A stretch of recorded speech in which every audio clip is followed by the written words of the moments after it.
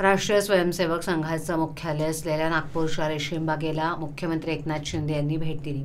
यावेळेला संघाचे संस्थापक डॉक्टर केशव बळीराम हेडगेवार यांच्या स्मृती स्मारकाला भेट देऊन त्यांनी पुष्पांजली अर्पण करून त्यांना विनम्रपणे अभिवादन केलं।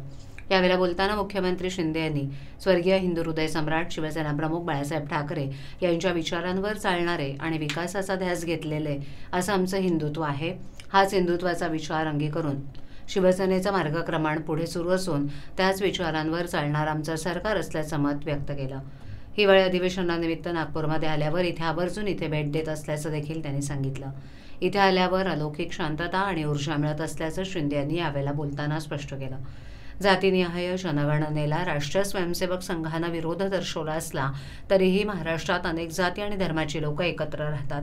त्यांच्यात जातीय सलोखा कायम राहावा ही सरकारची भूमिका आहे। जातीनिहाय जनगणनेची मागणी होत असली तरीही याबाबत समाजातील सर्व घटकांचं म्हणणं जाणून घेऊन त्यानुसार सरकार योग्य तो निर्णय घेईल असं यावेळेला बोलताना त्यांनी स्पष्ट केलं।